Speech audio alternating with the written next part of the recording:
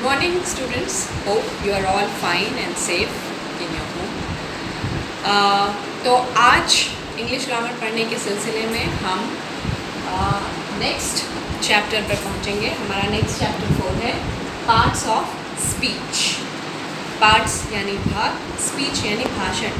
जो हम बोलते हैं, भाषण जो भी है हमारा, उसके क्या क्या पार्ट्स, यानी जो हम सेंटेंस बोलते हैं किसी भी भाषा में, तो उनमें शब्दों को अलग अलग क्लास में बांटा गया, कैटेगराइज किया गया, अलग अलग काइंड्स में कैटेगराइज किया गया. उन्हें ही कहा गया है parts of speech.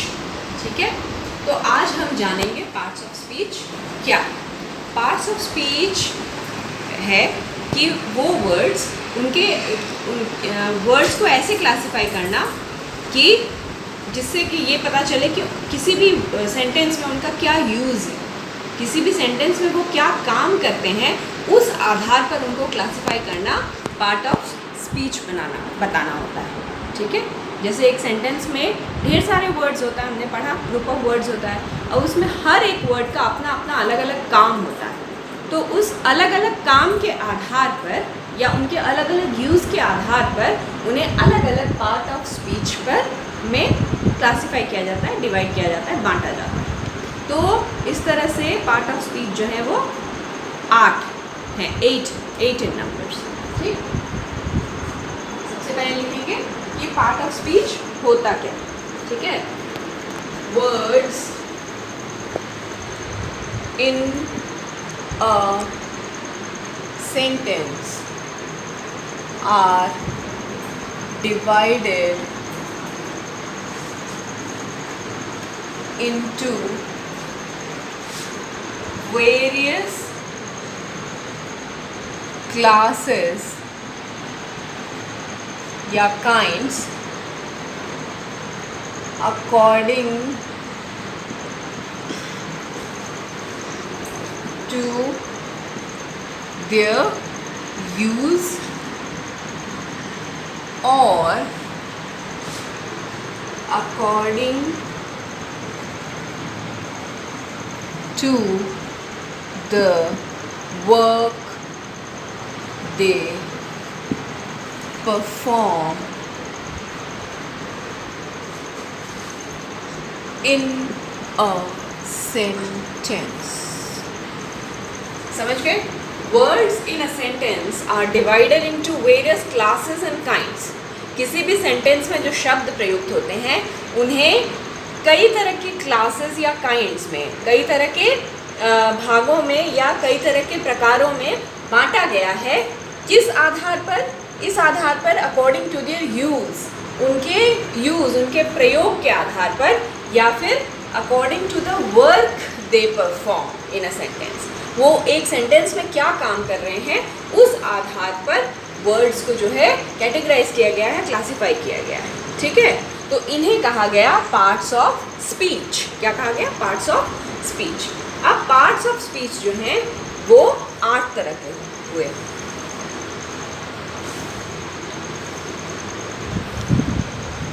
Noun,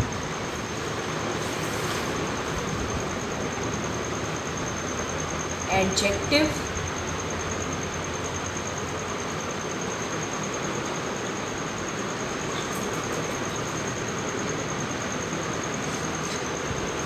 noun, adjective, pronoun,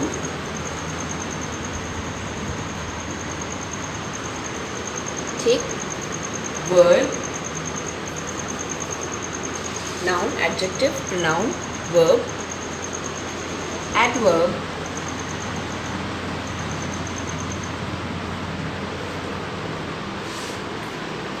preposition,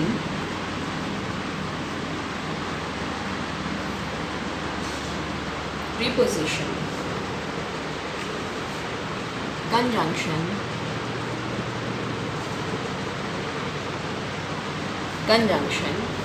और interjection.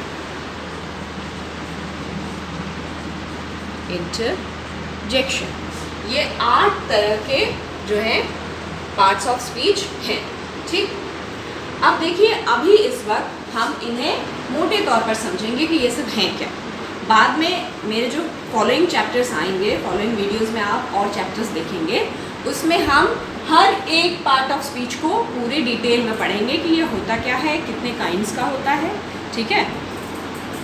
अभी फ़िलहाल हम लोग ये 8 तरह के पार्ट्स ऑफ स्पीच को मोटे तौर पर समझेंगे क्या होता है। सबसे पहले आपका है नाउन। नाउन क्या होता है? Name of a person, place और thing is called a noun, जो कि आप लोग हिंदी में पढ़ते हैं संज्ञा। मैंने पहले भी बताया कि आपको जिस भाषा की जानकारी है उसके जानकारी को हम इस दूसरी भाषा यानी ये जो सेकेंड लैंग्वेज अंग्रेज़ी हम लोग सीख रहे हैं उसकी जानकारी से जोड़ेंगे, ठीक है। तो नाउन यानी हिंदी का आपका संज्ञा, यानी किसी भी व्यक्ति, वस्तु या भाव के आदि के नाम को संज्ञा कहा जाता है। आपने पढ़ा है ये हिंदी में। तो भाई name of a person, place और thing is known as noun.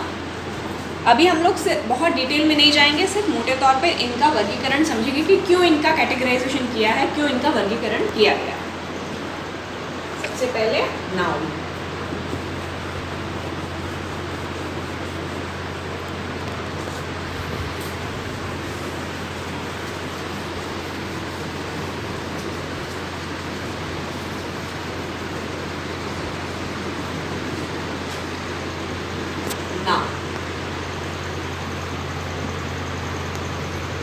Noun क्या है? Name of a person, place और थिंग। अब थिंग में एब्स्ट्रैक्ट चीज़ें भी आ जाएंगी, कॉन्क्रीट चीज़ें भी आ जाएंगी। यानी थिंग में भाव इत्यादि भी आ जाएंगे। वस्तु में मतलब ये थिंग जो है एक मोटे बहुत ही वाइडर कॉन्सेप्ट में यूज़ किया गया है, ठीक है। सिर्फ जिन चीज़ों को हम छू सकते हैं वो वस्तुएं तो आएंगी ही इसमें, बाकी इसके अलावा जो भाव इत्यादि हैं वो भी इसमें इंक्लूडेड। तो नेम ऑफ ये हम लोग अगले चैप्टर में, जब हम लोग नाउन अलग अलग पार्ट ऑफ स्पीच, एक पूरा चैप्टर इनको डेडिकेट होगा, तो तब हम लोग इसको और डिटेल में पढ़ेंगे। अभी हम लोग सिर्फ ये वर्गीकरण किस आधार पर हुआ इसको समझेंगे, ये 8 जो वर्गीकरण हुए। तो नाउन क्या है? नेम ऑफ ए पर्सन और thing. Name of a person, place और thing. For example,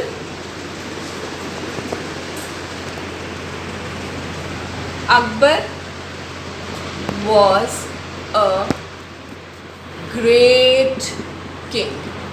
Akbar was a great king. ठीक, इसमें ये जो अकबर है ये नेम है किसी पर्सन का, और ये किंग ये भी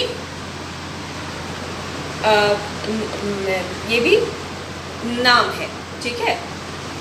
तो अब ये दोनों क्या हो गया आपका इस वाक्य में? ये दोनों जो है नाउन, अकबर भी नाउन है और किंग भी नाउन है। अब इसको हम और आगे क्लासिफाई करेंगे, कॉमन नाउन और प्रॉपर नाउन। आगे हम लोग प्रॉपर नाउन होगा ये अकबर और किंग, उस डिटेल में हम अभी नहीं जाएंगे, बस ये नाम है, ठीक है। किंग को अगर हम लोग कोई प्रोफेशन मान ले तो ये प्रोफेशन का नाम है, और अकबर जो है किसी पर्सन का नाम है, ठीक। तो ये आपका नाउन का इस तरह के शब्दों को जो कि किसी वस्तु का, किसी व्यक्ति का या किसी स्थान का अगर नाम रखा, नाम बताए, वो उन वर्ड शब्दों को क्या कह दिया गया? पार्ट ऑफ स्पीच में नाउन कह दिया गया, ठीक है। अब इस तरह के और भी सेंटेंसेस हो सकते हैं। Kolkata is on the banks of river Hooghly.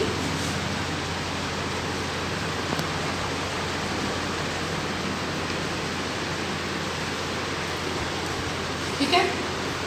तो अब यहाँ पे भी देखिए कोलकाता प्लेस का नाम हो गया, ठीक है, और ये रिवर हुगली, हुगली भी किसी नदी का नाम हो गया। तो ये शब्द क्या बता रहे हैं, क्या डिनोट कर रहे हैं? किसी वस्तु का नाम, ठीक है। तो ऐसे शब्दों को जो है नाउन कहा गया। ये पहला पार्ट ऑफ स्पीच है। अभी इसको और डिटेल में हम नेक्स्ट चैप्टर में पढ़ेंगे, ठीक। अब अगला पार्ट ऑफ स्पीच क्या आता है? एडवर्ब।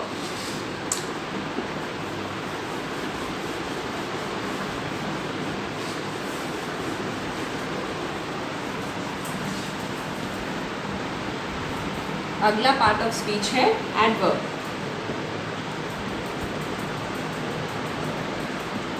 Sorry, adjective. अगला पार्ट ऑफ स्पीच है एडजेक्टिव। एडजेक्टिव उन शब्दों को कहते हैं जो किसी नाउन के which adds something to the meaning of a noun, which adds something to the meaning of a noun। ठीक, एडजेक्टिव जो कि किसी संज्ञा के अर्थ में कुछ जोड़े। ठीक है, जैसे मैं आपको बता रही हूँ, जैसे आपने हिंदी में पढ़ा हुआ है विशेषण, जो कि संज्ञा की विशेषता बताता है, यानी उसके अर्थ में कुछ और जोड़ देता है। ठीक है, तो इसी को अंग्रेजी में एडजेक्टिव कहते हैं। Adjective is a word that adds something to the meaning of a noun, noun के अर्थ में कुछ जोड़ देता है। Adjective is a word that adds something to the meaning of a noun. ठीक है, जैसे फॉर एग्जाम्पल हम समझें, Ram is a brave boy. ठीक, अब इसमें राम तो नाउन हमने पहले जान लिया, बॉय भी नाउन है। ये जो ब्रेव वर्ड आया है, ब्रेव यानी बहादुर, बहादुर लड़का है, राम एक बहादुर लड़का है। तो ये जो बहादुर शब्द है, इसने राम में के अर्थ में कुछ और जोड़ दिया। ठीक है, या फिर लड़के के अर्थ में कुछ और जोड़ दिया, बहादुर लड़का। ठीक, तो ये इसने जो है राम की विशेषता बताई। ठीक, तो ऐसे शब्दों को एडजेक्टिव कहेंगे। Ram is a brave boy. ठीक है, फिर ऐसा ये भी हो सकता है, there were 20 boys in the class। तो अब देखिए, कक्षा में 20 लड़के थे, तो ये 20 वर्ड जो है ये भी कुछ ऐड कर रहा है लड़कों के मीनिंग में, है ना। तो ये इस ब्रेव ने बॉय की मीनिंग में कुछ ऐड किया, और इस 20 ने बॉयज़ के मीनिंग में ऐड किया कि कैसा लड़का, तो बहादुर लड़का। कितने लड़के? 20 लड़के। तो जो संज्ञा में की विशेषता बताता है उसको अंग्रेजी में कहा जाता है एडजेक्टिव, जिसे आप लोग विशेषण के नाम से जानते हैं। अब अगला पार्ट ऑफ स्पीच हम जानेंगे, प्रोनाउन। प्रोनाउन जिसे कि आप लोग अपनी हिंदी भाषा में जानते हैं सर्वनाम के नाम से। सर्वनाम क्या होता है? आप लोग नाम सुनते ही आप लोगों को याद आ गया होगा, वे शब्द जिन्हें संज्ञा के स्थान पर प्रयुक्त किया जाता है उन्हें सर्वनाम कहते हैं। अंग्रेजी में इसे प्रोनाउन कहते हैं। ठीक है, वर्ड्स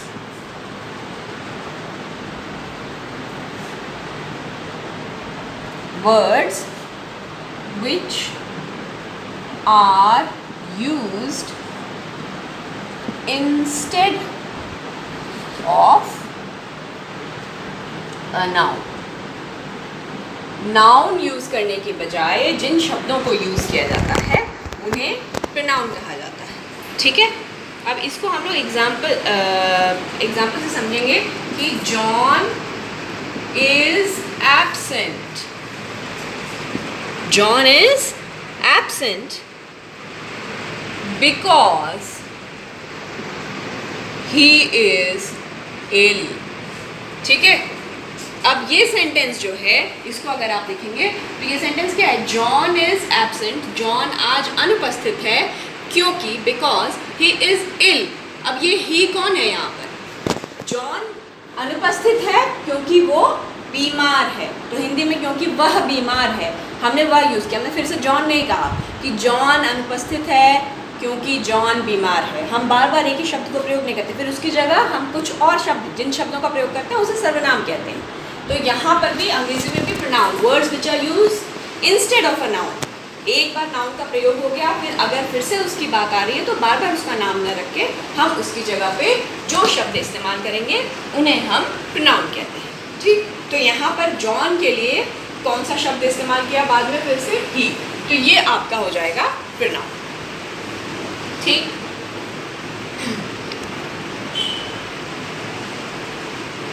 अब नेक्स्ट पार्ट ऑफ स्पीच हम जानेंगे वर्ब। इन सबको आप लोग घबराइए नहीं, हम लोग एक एक चैप्टर इनको डेडिकेट करेंगे और इन्हें पूरे डिटेल में पढ़ेंगे। आज हम सिर्फ इनका कैटेगराइजेशन क्यों हुआ, किस आधार पर हुआ, उसको समझ रहे हैं। नेक्स्ट पार्ट ऑफ स्पीच है आपका वर्ब। वर्ब जिसे कि आप हिंदी में क्रिया से जानते हैं। वो शब्द जो किसी कार्य के होने का बोध कराते हो उन्हें क्रिया कहते हैं। आपने हिंदी भाषा में पढ़ा है। तो सेम उसी तरह से अंग्रेजी भाषा में भी जो डूइंग वर्ड्स हैं उन्हें वर्ब कहा जाता है। ठीक है, words which express an action और अ स्टेट। ठीक है, ऐसे शब्द जो क्या व्यक्त करते हैं, कोई कार्य व्यक्त करते हो, कोई एक्शन व्यक्त करते हैं या फिर कोई अवस्था बताते हैं, उन शब्दों को वर्ब कहते हैं। Words which express an action और अ स्टेट। ठीक है, कोई भी वस्तु किस अवस्था में है, ये भी जो शब्द बताते हैं उन्हें वर्ब कहा जाएगा। और कोई एक्शन, कोई काम अगर बता रहा है जो भी वर्ड, तो उसे भी उसमें कैटेगराइज किया जाएगा पार्ट ऑफ स्पीच में, वर्ब के अंदर उसको कैटेगराइज किया जाएगा। फॉर एग्जाम्पल, इसको आप इस एग्जाम्पल से पढ़ेंगे। The girl writes a letter. The girl writes a letter, यानी लड़की एक पत्र लिखती है। लड़की पत्र लिखती है। तो यहाँ कौन से काम होने का पता चल रहा है? लिखने का काम। तो ये जो वर्ड है ये क्या एक्सप्रेस कर रहा है? एक्शन एक्सप्रेस कर रहा है। इसीलिए इसको किस पार्ट ऑफ स्पीच में कैटेगराइज किया जाएगा? वर्ब में कैटेगराइज किया जाएगा। ठीक है,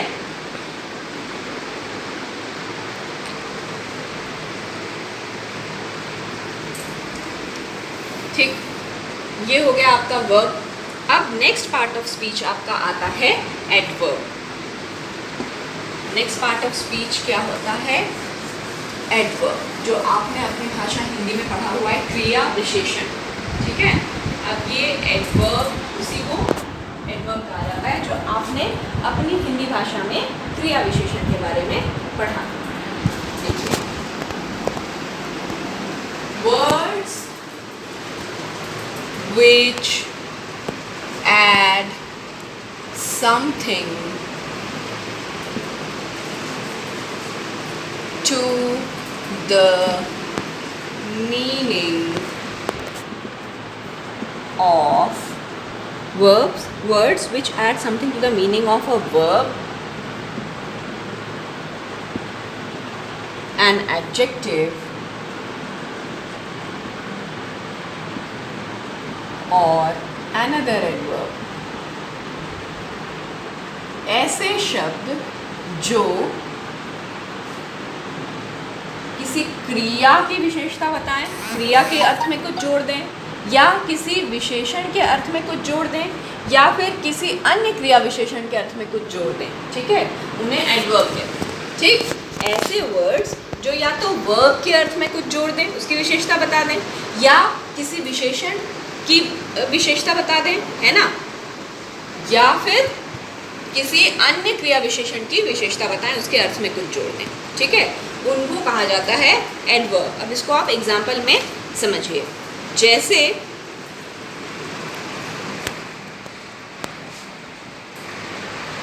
this flower is very beautiful. Very beautiful. अब इसमें ये जो वेरी शब्द है, इसने ये क्या है? ब्यूटीफुल, यानी ये ब्यूटीफुल फ्लावर के मीनिंग में कुछ ऐड कर रहा है, सुंदर फ्लावर, है ना। तो ब्यूटीफुल में भी कुछ ऐड जो कर दे कि मीनिंग में वेरी ब्यूटीफुल, बहुत सुंदर, तो उसको क्या कहा जाएगा? एडवर्ब कहा जाएगा। यानी वो विशेषण के भी मीनिंग में कुछ ऐड कर सकता है, वर्ब के मीनिंग में भी कुछ ऐड कर सकता है, या दूसरे किसी क्रिया विशेषण के मीनिंग में कुछ ऐड करे। ऐसे शब्दों को किस में कैटेगराइज किया जाएगा? एडवर्ब में कैटेगराइज किया जाएगा। ठीक है,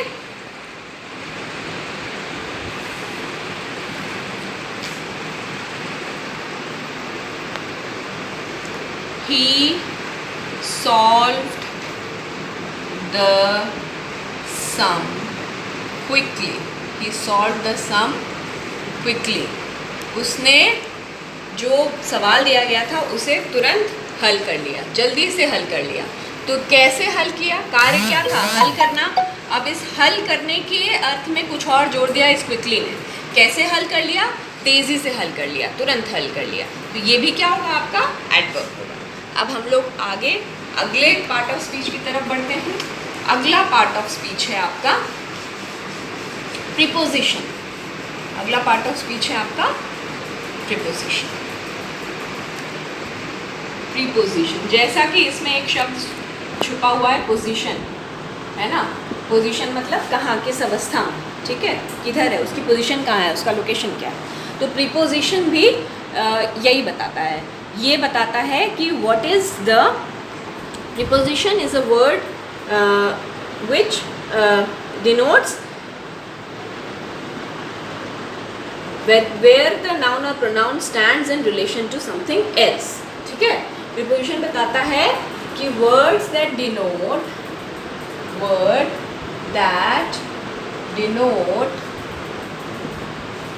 where a noun or pronoun stands in relation to something else। Preposition बताता है कि एक ऐसा शब्द है जो बताता है कि कोई भी नाउन या प्रोनाउन किसी दूसरे नाउन और प्रोनाउन के रिलेशन में, ठीक है, कहाँ है। जैसे मान लीजिए मैं अपने घर के सामने खड़ी हूँ, तो मैं भी आई एम, मैं एक प्रोनाउन हूँ। मैं जो प्रोनाउन शब्द के लिए यूज़ हो रहा है, या Sarita is standing in front of her house. तो अब एक हाउस क्या है, वो भी एक नाउन हो गया और सरिता भी एक नाउन हो गया। अब वो अपने हाउस के रिलेशन में कहाँ खड़ी है ना, तो इन फ्रंट। तो जब भी किसी दूसरी चीज़ के रिलेशन से में किसी चीज़ के पोजीशन को कोई शब्द बताए, उसे प्रीपोजिशन कहते हैं, ठीक है। कि word that denote where a noun or pronoun stands in relation to something else, किसी दूसरे चीज़ के रिलेशन में उसकी क्या स्थिति है, जो शब्द उसको बताता है, उन्हें प्रीपोजिशन कहते हैं। इसको आप अब एक एग्जाम्पल से समझिए। There is a cow in the garden, ठीक है। अब यहाँ पे देखिए दो नाउन है, एक काऊ है और एक गार्डन है, ठीक। अब काऊ की पोजीशन गार्डन में कहाँ है, ये कौन सा शब्द बता रहा है, ये शब्द इन बता रहा है, ठीक है। तो इसके रिलेशन में ये नाउन कहाँ स्थित है, कहाँ है, ठीक है, वो जो शब्द बताता है। तो काऊ गार्डन में है, ठीक है, गार्डन में है। तो ये शब्द बता रहा है कि गार्डन में काऊ की क्या स्थिति है, उसे कहते हैं प्रीपोजिशन, ऐसे शब्द, ठीक है। अब हम नेक्स्ट पार्ट ऑफ स्पीच को जानेंगे, कंजंक्शन।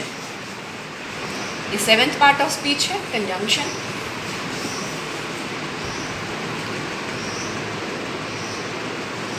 कंजंक्शन, जंक्शन शब्द कहीं भी आए आपके लाइफ में, जंक्शन शब्द कभी भी कहीं भी आप सुने, जंक्शन मतलब होता है कहीं संधि, संधि होना। संधि शब्द आपने सुना ही होगा, जुड़ना, है ना। तो जंक्शन कहीं भी शब्द आए, ज़रूर समझ जाइएगा कि यहाँ एक या दो से अधिक चीज़ें जो हैं वो मिल रही हैं, जुड़ रही हैं।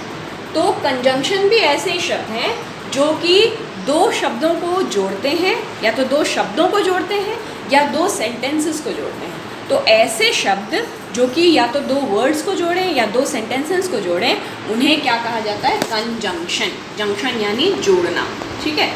तो कंजंक्शन क्या है, words used to join words, words used to join words or sentences, या तो शब्दों को जोड़ना या तो वाक्यांशों को जोड़ना। इसको एग्जाम्पल से समझिए आप। इसको कैसे एग्जाम्पल से समझेंगे? Ram and Hari are cousins. ठीक है, तो यहाँ राम और हरी, इन दो लोगों को किसने जोड़ा? एंड ने। तो ये क्या हो जाएगा? Conjunction.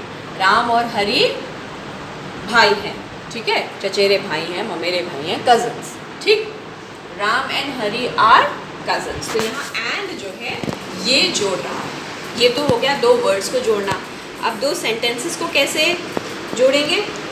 I rain fast but I missed the train। मैं तेज दौड़ा लेकिन मेरी ट्रेन मिस हो गई, ट्रेन छूट गई। ठीक, तो एक सेंटेंस तो ये हो जाएगा मैं तेज दौड़ा, दूसरा सेंटेंस हो जाएगा मेरी ट्रेन छूट गई। इन दोनों को किसने जोड़ा? इस लेकिन ने जोड़ा, इस बट ने जोड़ा। तो ये क्या हो जाएगा? कंजंक्शन। ठीक है, अब नेक्स्ट पार्ट ऑफ स्पीच है आपका interjection.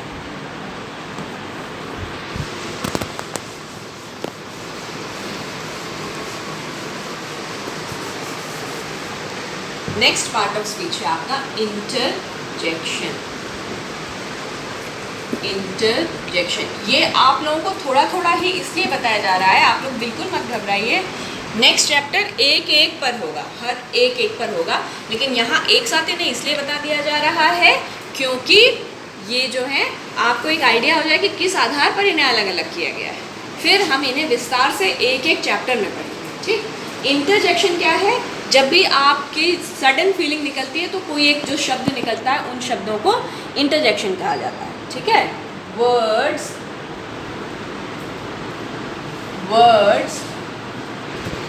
which express sudden feeling। ऐसे वर्ड्स जो अचानक उत्पन्न हुए भावों को व्यक्त करें, उन्हें इंटरजेक्शन कहते हैं। ठीक है, जैसे hurray we won the match. ठीक है, तो ये जो हुर्रे शब्द निकला ना, उन्हें उसे इंटरजेक्शन कहते हैं। जैसे hurray we won the match. ठीक, तो ऐसे शब्दों को क्या कहा जाएगा? इंटरजेक्शन कहा जाएगा। ठीक है, अब देखिए, अब जब हम लोगों ने जान लिया है कि अलग अलग यूसेज के आधार पे, उनके प्रयोग के आधार पर हमने शब्दों का वर्गीकरण किया, तो आप ऐसे ही हवा में कोई शब्द बोल दे बस और कहे कि ये क्या है, आप उसे नहीं बता सकते। आपको सेंटेंस में उसका क्या प्रयोग हुआ है उस आधार पर। एक ही शब्द कभी एडवर्ब हो सकता है, कभी कंजंक्शन हो सकता है, कभी प्रीपोजिशन हो सकता है। ठीक है, तो उस शब्द का सेंटेंस में किस तरह इस्तेमाल हो रहा है, उस आधार पे आप उसको, सिर्फ शब्द आपको बोल दिया जाए तो आप नहीं बता पाएंगे।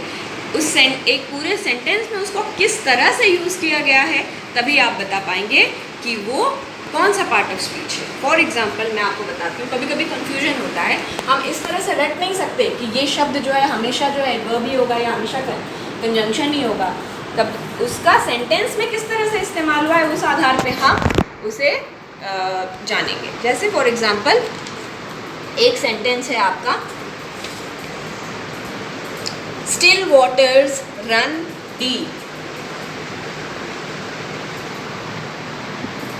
Still waters run deep. ठीक है, यहाँ पे इस स्टिल को गौर करिएगा आप। ठीक है, दूसरा सेंटेंस है, he still lives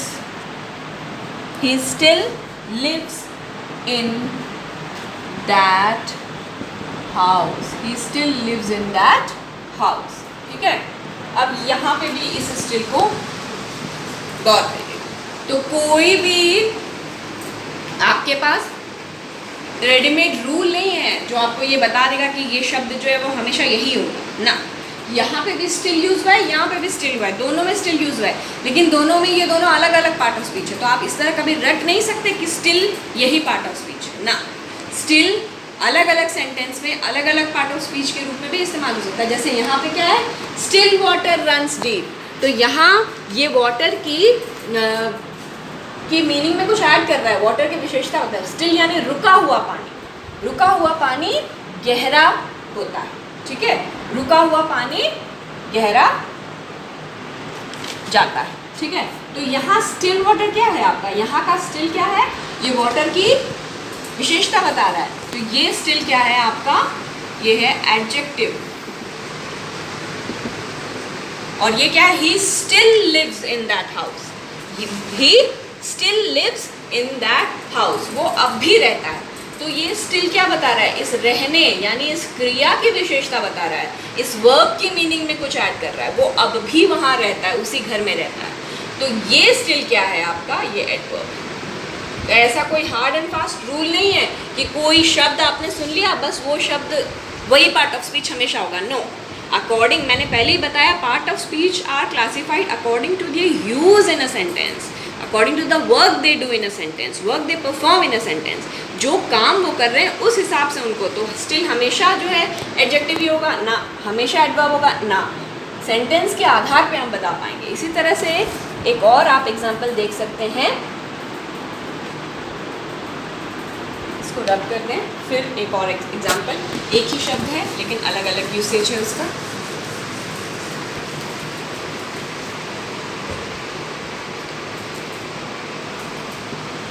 Sit down and rest a while।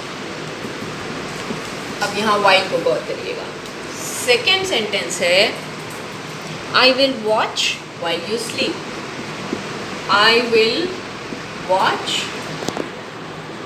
while you sleep, यहाँ while को देखिए। और ये तीसरा है they while away their evenings, they while away their evenings with books and games, with books, ठीक है, सिर्फ books। अब यहाँ पर while देखिए, हमारे पास अब देखिए, जैसा कि आप देख सकते हैं, तीन सेंटेंसेस। पहला, sit down and rest a while, I will watch while you sleep, they while away their evenings with books, ठीक। ये तीन सेंटेंस है, तीनों में ही वाइल वाइल वाइल वाइल। अब आप आंख मूंद कर नहीं बता सकते कि वाइल है तो यही होगा, नहीं। उस वाइल का क्या यूज़ है, यहाँ पर देखिए क्या अर्थ आ रहा है उसका। Seat down and rest a while, बैठ जाओ और थोड़ी देर आराम कर लो, ठीक है। Rest a while, seat down and rest a while, ठीक है। तो यहाँ ये जो वाइल है ये क्या बता रहा है, रेस्ट करने की विशेषता, इस वर्ब की विशेषता, आराम कर लो। कैसा आराम कर लो, थोड़ी देर का आराम कर लो, ठीक। तो ये वाइल क्या बता रहा है, एडवर्ब, ये वर्ब की मीनिंग में ऐड कर रहा है कुछ, इसीलिए ये क्या हो जाएगा, एडवर्ब, ठीक। अब दूसरा सेंटेंस देखिए, आई will watch while you sleep, मैं देखता हूँ जब तक कि तुम सोते हो। यहाँ पर वाइल क्या बता रहा है, ये दो सेंटेंसेस को जोड़ रहा है, आई विल वॉच यू स्लीप, मैं सोता हूँ जब तक कि तुम सोते हो, मैं देखता हूँ जब तक कि तुम सोते हो। तो यहाँ ये वाइल क्या काम कर रहे हैं, यहाँ पे ये वाइल है लेकिन ये कंजंक्शन का काम कर रहे हैं, दो सेंटेंसेस को जोड़ रहे हैं। और ये देखिए, they while away their evenings with books, वे अपनी शामें किताबों के साथ व्यतीत करते हैं। यहाँ पे वाइल क्या हो गया, वर्ब हो गया। अब एक ही वाइल देखिए तीन सेंटेंस में, उनके यूसेज के आधार पर, उनके क्या काम कर रहे हैं उस सेंटेंस पे, उसके आधार पे इनका नामकरण किया गया, इनका वर्गीकरण किया, ना कि इस पे कि हाँ ये शब्द हमेशा एडवर्ब ही होगा, बस खत्म ना। ये कोई हार्ड एंड फास्ट रूल नहीं है। सेंटेंस में उनका क्या यूज़ है उस हिसाब से उनका पार्ट ऑफ उनका नेचर भी बदलता जाएगा, ठीक है। तो होप सो आप लोगों के दिमाग में पार्ट ऑफ स्पीच का वर्गीकरण किस लिए किया गया, ठीक है, और कब शब्द को क्या कहेंगे, वो शब्द में उसका काम देख के बताना है कौन सा पार्ट ऑफ स्पीच होगा, ये बातें जो है होपफुली आपको क्लियर हो गई होंगी। और अब अगले चैप्टर्स में हम एक एक पार्ट ऑफ स्पीच को इन डिटेल उनके काइंड्स वगैरह सब पढ़ेंगे। यहाँ पर आज हमने आपको ये आइडिया दिया है कि पार्ट ऑफ स्पीच को कैटेगराइज करने की ज़रूरत क्यों पड़ी और उन्हें कैटेगराइज किस आधार पर किया, और क्या शब्दों को हमेशा अगर एक पार्ट ऑफ स्पीच कह दिया जाएगा तो वो क्या हमेशा हर तरह के सेंटेंस में एक ही पार्ट ऑफ स्पीच होंगी, नहीं, वो यूज़ के आधार पर अपने काम के आधार पर अलग अलग पार्ट ऑफ स्पीच के नाम से जानी जाएंगी। ये सेंटेंस पे डिपेंड करता है। Okay, thank you.